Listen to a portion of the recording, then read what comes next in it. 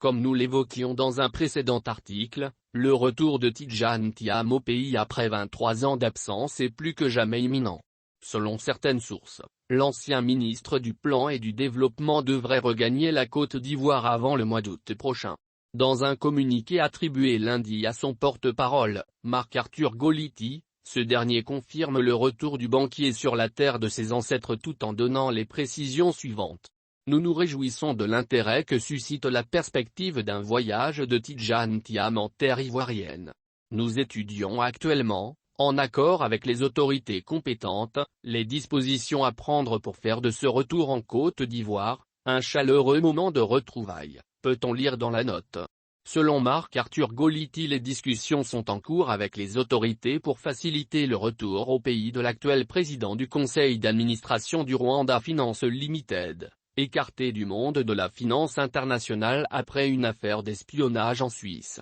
Ces discussions sont en cours et, en conséquence, la date d'arrivée de Tidjane Thiam et de plus amples informations vous seront communiquées lorsqu'elles seront connues, a-t-il rapporté, sans révéler l'agenda de son patron comme nous l'évoquions dans un précédent article. Le retour de Tidjane Thiam au pays après 23 ans d'absence est plus que jamais imminent.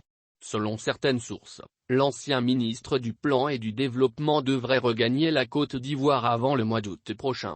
Dans un communiqué attribué lundi à son porte-parole, Marc-Arthur Goliti, ce dernier confirme le retour du banquier sur la terre de ses ancêtres tout en donnant les précisions suivantes.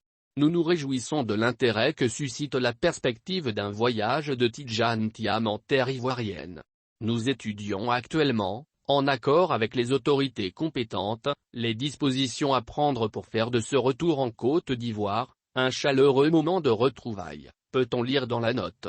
Selon Marc-Arthur Goliti, les discussions sont en cours avec les autorités pour faciliter le retour au pays de l'actuel président du conseil d'administration du Rwanda Finance Limited, écarté du monde de la finance internationale après une affaire d'espionnage en Suisse. Ces discussions sont en cours et, en conséquence, la date d'arrivée de Tidjane Thiam et de plus amples informations vous seront communiquées lorsqu'elles seront connues, a-t-il rapporté, sans révéler l'agenda de son patron.